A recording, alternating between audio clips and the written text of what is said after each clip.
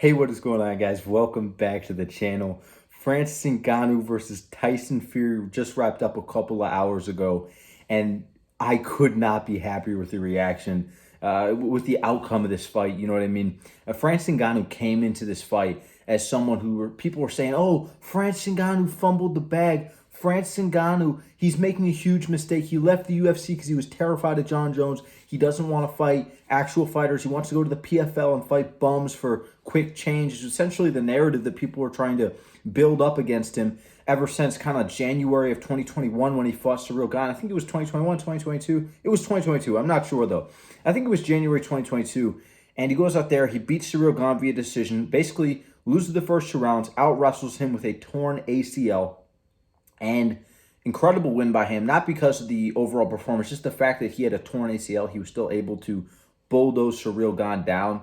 And, he goes out there, sits out for 2 years because Dana White was trying to ice him. He was trying to fight out his contract. So what Dana White does is when a fighter makes it clear that they're trying to fight out their contract, Dana White will try to keep that fighter as inactive as possible to try to draw it out and try to convince them so he has more negotiating time to try to re-sign you, try to convince you to re-sign with the UFC. So you'll see all these kind of periods of inactivity. You can look at when Francis Ngannou, you look back at his career when he was active, and then once he starts talking about how he wants to fight out his contract, suddenly Dana White starts putting a lot of time in between those matchups. And I'm so happy for him. Like, I literally could not be happier for a guy like Francis Ngannou, a guy that came from nothing.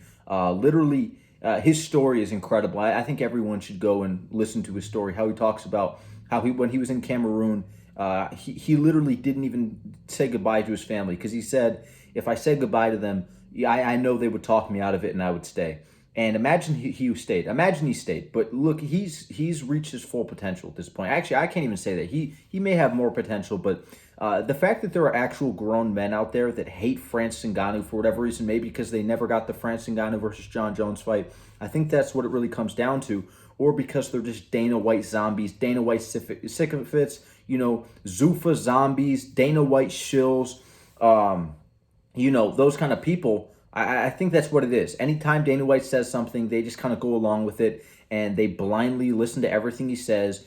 Dana White is a fight promoter, and I know a lot of fight promoters. I've dealt with a lot of fight promoters. I have friends that have dealt with fight promoters, and fight promoters are among the scummiest people on earth because their whole job is to promote their fighters in their organization as much as possible.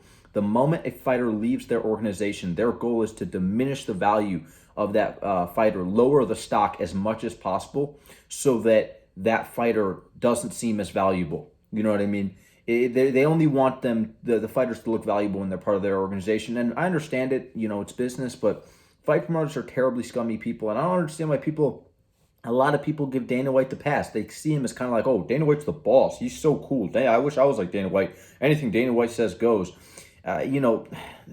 I'm just so happy for Francis. I don't know how to explain this. A lot of people over the past couple of years, since 2022 early, have been saying he's ducking Jon Jones, been saying he's this, he's that. And, you even have guys like Dana White, and I think that's really what kind of kicked it off. Dana White saying, Francis Ngannou ran from the UFC because he didn't want to fight Jon Jones. This is the same Dana White that said that if I was Jon Jones, I'd be moving down to middleweight after Francis Ngannou folded Stipe Miocic like a lawn chair, back in, 2021. And I'm so happy for him. This guy has proved everyone wrong. You know what I mean? In this fight, my prediction for this fight, I predicted Fury to win. I'm not going to sit here and pretend like, oh, I called it. I called it. You know what I mean? I predicted Fury to win, and as most people did, that was the logical pick to make going into this fight. And I really thought that Francis Ngannou, his cardio isn't terribly great.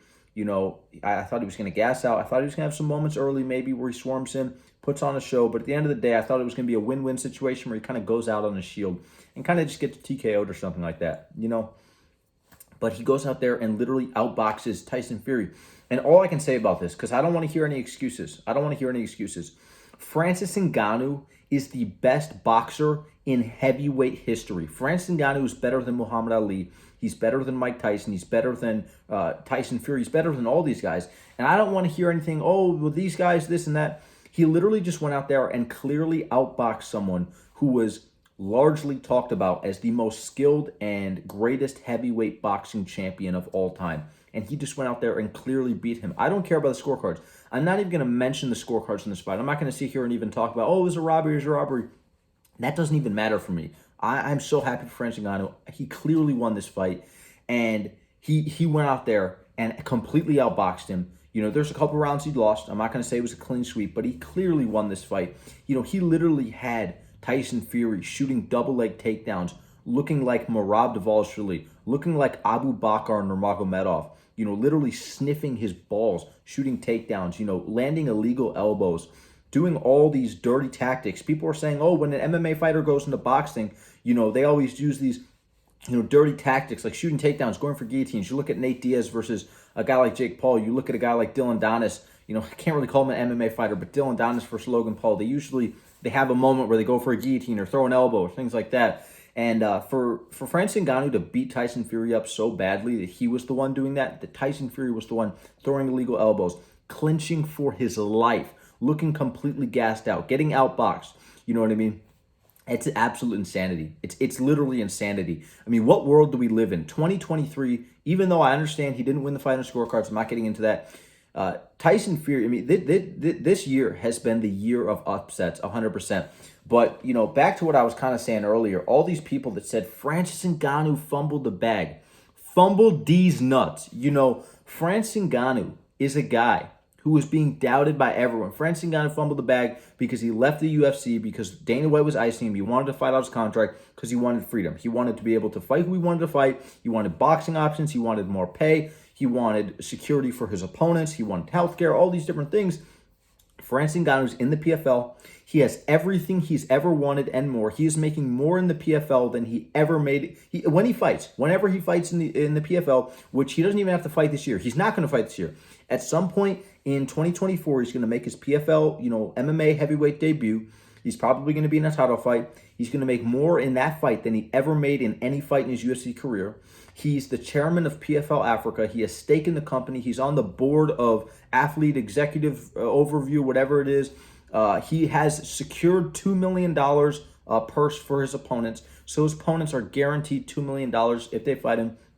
So it's not going to be one of these situations where, oh, Francis Ngannou's the megastar versus this bum, and Francis Ngannou gets $1 million trillion, and this bum gets, $250 and a, deep fried funnel cake at the Kentucky State Fair. It's not going to be one of those situations.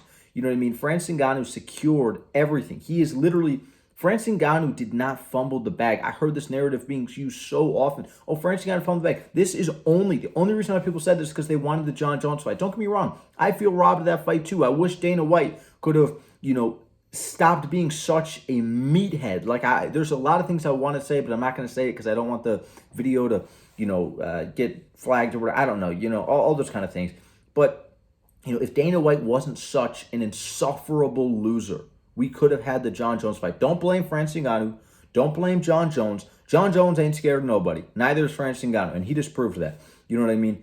The whole reason why that fight didn't happen is because Dana White wants everyone to bow down to him. He wants everyone that works for him, everyone that is even mildly associated with him, to utterly bow down to him, and for him to have complete and utter control of them, and for them to be in complete submission to him. You know what I mean? And because of that, because Francis Ngannou's like, nah, I want to do my own thing. I want to fight Jon Jones, but I still want to do my own thing. I mean, Francis Ngannou is still, vouching for a fight with Jon Jones in a PFL UFC crossover. You know what I mean? He's not ducking Jon Jones. No part of Jon Jones, or no part of Francis Ngannou is afraid of Jon Jones. And now that Francis Ngannou goes out there, and he essentially just completely dominates a guy like Tyson Fury, knocks him down, cuts him, beats him up, out-cardios him, outboxes him, beats him up to the body, all those different things. It only elevates, the Jon Jones fight. And it's crazy. I mean, dude lands in Saudi Arabia. You know what I mean? He's immediately gifted a watch worth more than most UFC purses, most high-level UFC purses. You know what I mean? The Saudi Arabia's money's crazy. He just got paid tonight. Literally, tonight he got paid more than he's ever made in his entire UFC career combined. And he's going to continue to do so in the PFL. He literally could go out there and he could say, nah, I'm going to have my rematch with Tyson Fury. Maybe I'm going to fight Deontay Wilder. All these different things. I mean, if boxing, and I said, I'm not going to get into this, but if boxing judging was not robbed, actually, I'm not even going to get that. Francis Ngannou is the heavyweight champion of the world. He is not only the UFC a former UFC heavyweight champion of the world. He is the boxing heavyweight champion of the world. He is the best boxer. He is the best heavyweight boxer in the world. And I believe Francis Ngannou is pound for pound #1 in boxing right now, undeniably. You know what I mean? Tyson Fury embarrassed himself. He looked like a complete bum in there. He completely embarrassed himself. But I don't want to hear all these narratives. I don't want to hear these narratives. Oh, maybe he didn't train all this different. No. He is literally the second most skilled heavyweight boxer of all time. Francis Ngannou is #1, and he proved that. I don't want to hear anyone call me crazy. He proved that. He outboxed him. What happens if you're the most skilled and you get outboxed? That means you're the best. You're the guy that beats you is the best. We heard the same thing when Sean Strickland went out there and, to everyone's surprise, clearly beat Israel Adesanya. That literally means, by textbook definition, Sean Strickland is a better striker than Israel Adesanya. This is the same situation. Francis Ngannou is quite simply a better boxer than Tyson Fury ever was. But let me know what you guys think down below in the comments. I'm so happy for Francis Ngannou. He has proved every single person wrong in his entire life, not just with MMA, proving people wrong from literally, working in the sand mines to going to what is it, Paris or France, where he was in Paris, and then now he goes to America. He was boxing in France, and then comes to America. He starts his MMA career, becomes the heavyweight champion when he's just some type of bum with just power, and then people call, oh, he's just power, no cardio, no chin, no whatever. Goes out there, clearly beats Tyson Fury in a boxing match, pound for pound #1, heavyweight champion of the world, undisputed. But let me know what you guys think down below in the comments. Don't forget to leave a like, subscribe. Don't forget to turn on notifications so you do not miss another upload. And I will see you guys in the next one. Thank you so much for watching. Peace.